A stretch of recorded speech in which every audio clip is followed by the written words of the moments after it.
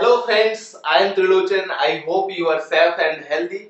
Today we will discuss a difference between SQL and NoSQL. Okay, so in this whiteboard session, I always try to make you understand as a layman, so that you can understand the technology very easily. So I will give you the examples to understand this. What is the difference between SQL and NoSQL? So we will discuss three key features, the key difference between SQL and NoSQL. So without any further delay, let's move forward. So let's understand these three key difference of SQL versus NoSQL. Okay. The first one is SQL databases are relational, but NoSQL databases are non-relational. We will understand one by one. Okay. The second one is, I will give you all example. The second one is SQL has strict schema, where NoSQL has dynamic schema. And third one is SQL databases are vertically scalable, where NoSQL databases are horizontally scalable. So let's discuss the one by one these three key difference of SQL versus NoSQL. So let's understand what is schema in SQL and NoSQL. In SQL, there is a table with a there's a proper structure. Okay, this is the whole table, and these are the rows and columns are defined in SQL. This is the user table. That means ID, name, email, mobile number is defined. If you name is var character, that means string, and email is a var character, and mobile, then this is a number. So you have to define all the structure in database. So this is the schema. The predefined schema is following in SQL. That means it's a structured query language. Okay. So that means if ID is your number, then you couldn't insert the string here. So this is the full restrict. That means the strict schema SQL is following. Okay. But in the case of NoSQL, what happened? This is totally called as a collection, and each data is called as a document. These are the documents, and the whole table is called as collection. But there is no restrict on schema, like here ID, name, email ID, mobile number, but I can insert in the different sequence also, like suppose first is ID, second is name, and third is email, but I can insert like first one is mobile number, and this is how you can save in data in NoSQL. There is no format you have to follow on NoSQL. Okay, suppose here you can see this first record or documents. I have email ID, but there is no mobile number. But in second one is only I have inserted the mobile. There is no email ID. So there is just so flexible is there. You can insert the dynamic data according to your application requirement. Suppose in case you don't have need to either or case, like email ID is required, otherwise mobile number you can validate. So this way the NoSQL work and SQL work in schema. The advantages of schema is you have predefined data structure, but in NoSQL there is no predefined. So more advantages in NoSQL, like you have a flexibility to do anything, whatever you want as per your requirement. You can insert the data like ID, name, and another data is if you add to address, then you can put it address here also, but you can put here address because you are not defined here what is the schema. Okay, so this is the difference of schema in SQL and NoSQL. So let's understand what is relations in SQL and NoSQL. So you can see the same table users, and I have added the products and orders table. So this is common example. I'm trying to make you understand how to relationship actually work in SQL and NoSQL. Okay, in SQL, what happens? You can relate, so you can make a relationship between the tables. Like here, in order tables, you can make this is the foreign key for this table, and product ID also the foreign key for the this table, and primary key for the products. And here, user ID is the primary key, right? User ID is the primary key. So this is the relationship you can make, and for that we can make a complex query and fetch the data from this table, and to join these products and users tables we can get all the details here. So this is how actually relations work in SQL.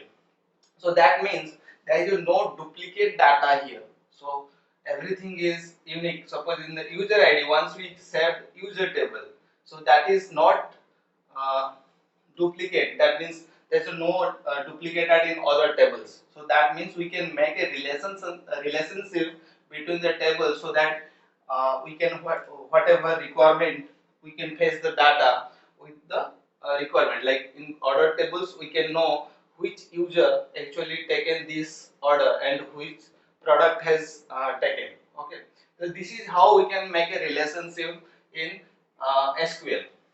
Okay, but in NoSQL, what happened? So there is a no relationship between the collections. Here the relationship between the tables, but there is a no relationship between the collections. Suppose this is the order table. Here we can save like this. So ID is 1D5. That might be a string. And users, this is the simple JSON. And product is this is the simple JSON we can save in order tables. That means the data is you can directly put the data in orders table. But the data here is duplicate. Like in user collection, right? In user collection, that might have a data, the same data, right? The Ranjit and the email ID and phone number set. But it means the duplicate data we are saving in NoSQL. If the disadvantages of this, if we want to change anything in user or product, we have to update in everywhere, like user collection and order collection also. We have to update, like in product collection also. If any changes in product, we have to change in everywhere. So this is the disadvantages of NoSQL. That means we are saving the duplicate data, but in SQL there is no duplicate data we are saving. So this is how a relationship actually works in SQL and NoSQL. So let's understand what is scaling. So there are two types of scaling. The first one is horizontal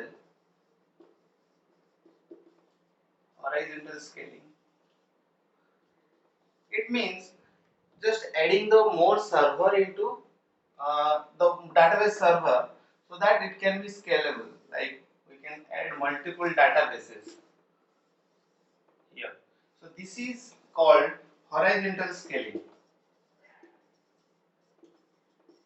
Okay, but in case of the vertical scaling, thus we need to just increase the power of database. Suppose the first database is simple small one, we can add more CPU to the database, so it will become, it can be horizontally scalable. So this is called horizontal scaling.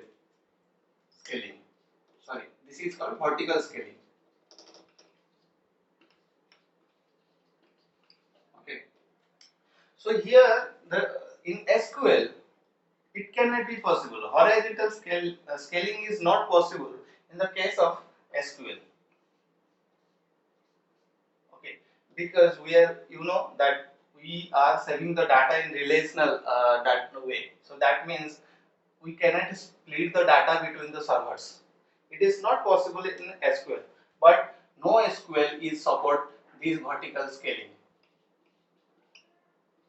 Okay, but only here SQL can be possible. We can improve the power of SQL through the increasing the CPU power, or anything like memory power will increase, so that the vertical scaling can be done only in SQL, and NoSQL both can be done, like horizontal scaling is also possible and vertical scaling is also possible in NoSQL. So these are the advantages of NoSQL.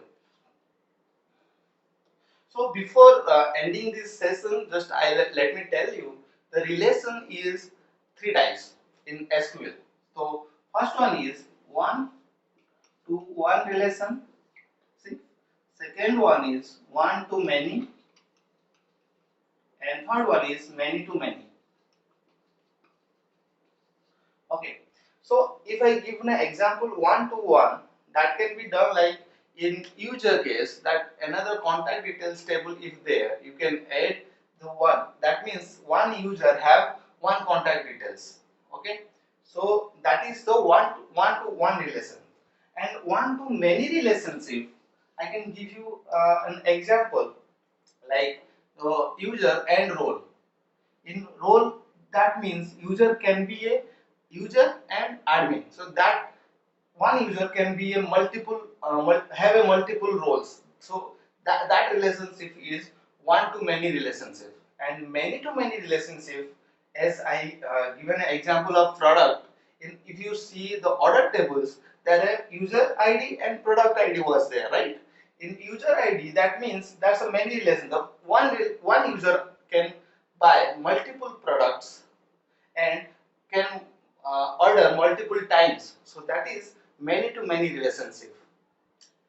So this is how the key features of we discussed. Like first one is the first one we the strict schema in SQL. They are following the strict schema in SQL. The schema we have discussed. The second one is we have discussed how the relationship can be differentiated between the SQL and NoSQL.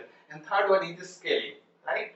So this is how we can differentiate the SQL and NoSQL. So thank you so much for watching.